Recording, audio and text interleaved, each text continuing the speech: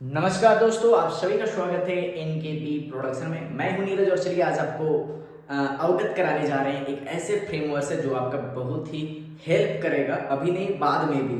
जो स्टूडेंट अभी पढ़ रहे होंगे ना कॉलेज में या फिर स्कूल में, आगे जाकर हेल्प करेगा, अभी भी आपका हेल्प कर सकता है। अभी डिटेल में बात करेंगे। जो मेरे चैनल पर पहली बार आए हैं, लाइक शेयर सब्सक्राइब कर लें और बगल के बेल आइकन को भी दबा लें ताकि हर तरह का अपडेट आपको टाइम टू टाइम मिलता रहे।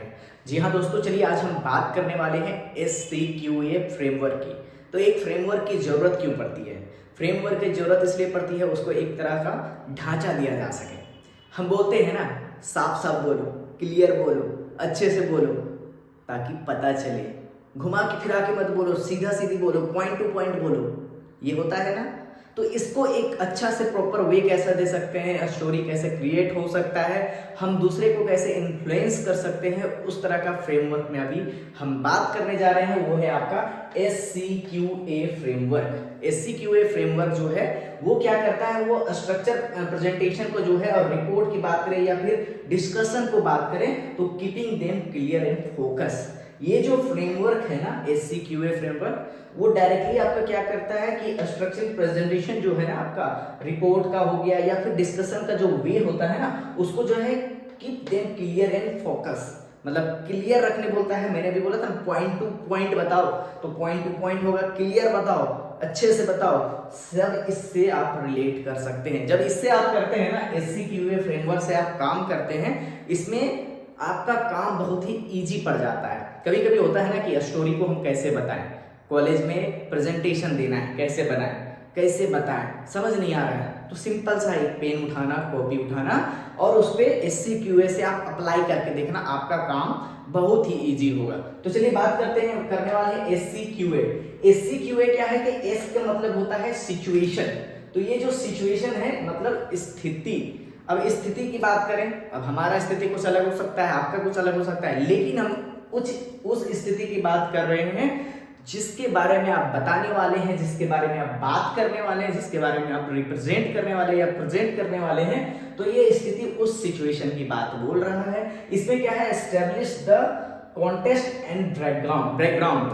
तो बैकग्राउंड जो आपका पीछे चल रहा था, पीछे मतलब कि जो आप सिचुएशन है उसका क्या बोल रहे हैं कि आपका जो पीछे का जो बैकग्राउंड है, जो भी स्टोरी है, उसका बैकग्राउंड क्या है, उसके बारे में इंट्रोडक्शन टाइप का एक समझ लीजिए, जो पीछे से क्या चलते आ रहा है या क्या है उसका बैकग्राउंड की बात करें, या कॉन्टेक्स्ट क्या आप बिल्ड करना चाहते हैं, वो आपका सिचुएशन में आ जाएगा, जिसमें आपका करंट स्टेट आ जाएगा। मतलब कि अभी का सिचुएशन क्या है, मतलब कि अगर हम किसी तरह का वाटर सैनिटेशन की बात कर रहे हैं तो अभी का सिचुएशन क्या है। उसके बाद में what is the relevant fact and detail भी आपके पास में अगर है तो, या फिर आपके पास फैक्ट क्या बोलता है सिचुएशन के अनुसार, वो आपका इस फ्रेमवर्क में आ जाएगा।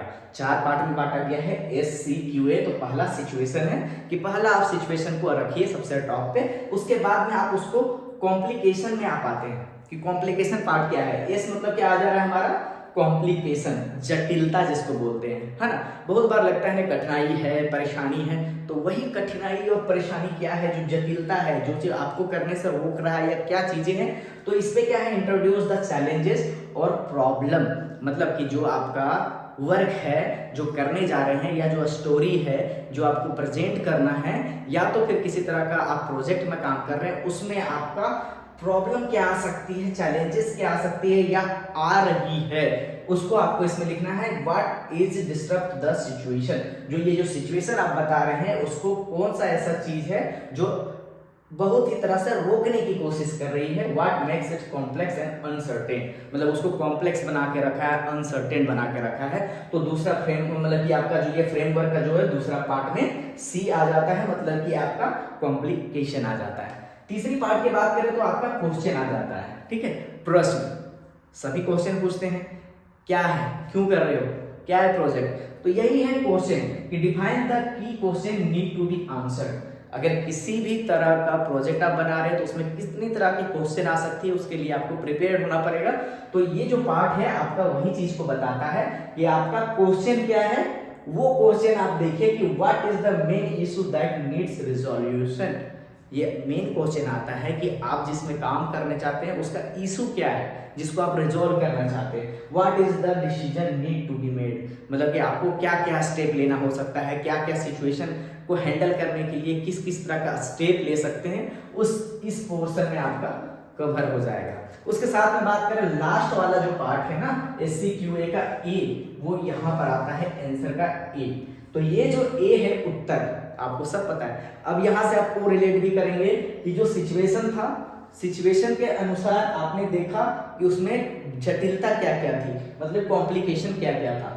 अब उसके अनुसार आपने आया कि चलिए ये जटिलता आया तो इसमें हल करना है, तो उसमें क्वेश्चन आएगा कि कैसे करना है, क्या हो सकता है प्रोसेस। अब बात करते हैं उसका आंसर क्या निकल के आ जाएगा कि प्रोवाइड द सॉल्यूशन और रिस्पॉन्स टू द क्वेश्चन। मतलब कि अगर हम डीएम या डीसी को हम प्रेजेंट करने जा रहे हैं तो पहले हम सिचुएशन बता दिए, उसमें जो आपका कॉम्प्लिकेशन है वो बता दिए, क्वेश्चन क्या क्या पूछ सकता है वो आप देख सकते हैं। उसके साथ साथ में ये बताना, उनको बताना होगा आंसर कि हम इसको इस वे से देख रहे हैं। हो सकता है स्टेक होल्डर लाइजनिंग के थ्रू से हम इसको देख रहे हैं, हो सकता है किसी और प्रोसेस से देख रहे हैं जिससे हम इसको समाधान कर सकते हैं। तो what is the recommended action and conclusion, ये आपको इसके इस फ्रेमवर्क में रखना है। फ्रेमवर्क के लास्ट वाले पार्ट में how does it resolve the complication, मतलब ये जो कॉम्प्लिकेशन है, जो प्रॉब्लम है, जो क्वेश्चन है, क्वेश्चन तो नॉर्मल है लेकिन आपका कॉम्प्लिकेशन है, उसको कैसे रिजॉल्व कर सकते हैं वो चीजों पे ध्यान देता है। तो फाइनली ये जो सारा चीजें मिल करके क्या बनाता है आपका इम्पैक्ट। इम्पैक्ट यही इम्पैक्ट है कि आपका ये सारा चीज सही रहा तो आपको क्या करता है प्रोजेक्ट में लीड करा देगा, नहीं तो प्रोजेक्ट गवा देगा। मतलब प्रोजेक्ट नहीं, किसी भी तरह का आप इसको यूज कर सकते हैं। इसको समझने का बेस्ट प्रैक्टिसेस होती है केस स्टडीज के थ्रू। बहुत सारे केस स्टडीज पड़े हुए हैं इंटरनेट में, बहुत सारे जगह पे पड़े हुए हैं, उसके मैं डिटेल में आपको बताऊंगा। लेकिन अभी मैं आपको ये जो समझाया हूँ इसके अनुसार आप रिलेट भी करना चाहेंगे। एक केस स्टडी में नॉर्मल से समझना चाहेंगे कि improving water sanitization in rural Indian using SCQA framework. मतलब कि आपका जो है वाटर सैनिटाइजेशन का है उसको इम्प्रूव करने के लिए रूरल इंडिया में क्या क्या आप स्टेप ले सकते हैं या फिर इसको कैसे आप SCQ फ्रेमवर्क में डाल सकते हैं। तो पहले तो आपको एस के अनुसार एक्सप्लेन करना होगा सिचुएशन क्या है अभी, क्योंकि हमारा स्वच्छ भारत अभियान भी चल रहा है। तो बैकग्राउंड जो है या कॉन्टेक्स्ट जो है वहां से बिल्डअप आ जाएगा, आप इस पे डाल सकते हो। एक्सप्लेन करोगे कॉम्प्लिकेशन क्या है, बहुत ज़्यादा लाउड क्राउड है, बहुत ज़्यादा ऐसा है कि लोगों को के में अवेयरनेस नहीं है, ये सारा चीज़ कॉम्प्लिकेशन में अगर आ रहा है तो आप इसको ब्रेन स्ट्रॉन्ग कीजिएगा, उसको आपको ब्रेन स्ट्रॉन्ग करके ये कॉम्प्लिकेशन में रखना है। पुट द क्वेश्चन, अब क्वेश्चन ये आ सकता है कि ये प्रोसेस क्या हो सकती है, कैसे कर सकते हैं, ये तो एग्जिस्टिंग चल रहा है, आ रहा है इसमें, इसको कैसे सॉल्व कर सकते हैं। तो ये क्वेश्चन आपका जो है वो क्वेश्चन को पुट कीजिए और ए में आपका आ जाइए एक्सप्लेन द आंसर। मतलब कि अभी मैंने बात किया ना कि स्टेक होल्डर के थ्रू से उसको मोबिलाइज करके ट्रेनिंग दे करके ये सारा चीजें करके कर सकते हैं। तो ब्रेन स्ट्रॉम कीजिए और ये जो केस स्टडी है नॉर्मल सा एक टॉपिक है, इसके ऊपर में थोड़ा सा आप बिल्डअप करने की कोशिश कीजिए जिससे आपका एक इम्पैक्ट नजर आए, इम्पैक्ट आ जाए। तो कोशिश कीजिए आप एक केस स्टडी बिल्ड करने का। ये आपका फ्रेमवर्क मैंने बताया, आज हमने डिस्कस किया था SCQA फ्रेमवर्क में। अगला टॉपिक जो हमारा रहेगा वो नोट मेकिंग पे रहेगा। इसी तरह से नया नया टॉपिक आपके बीच में आता रहेगा जो आपके लिए बहुत ही इंपॉर्टेंट होगा। तो ये टॉपिक आपको कैसा लगा कमेंट करके जरूर बताइएगा और अच्छा लगा तो दूसरे तक शेयर जरूर कीजिएगा। बहुत बहुत धन्यवाद।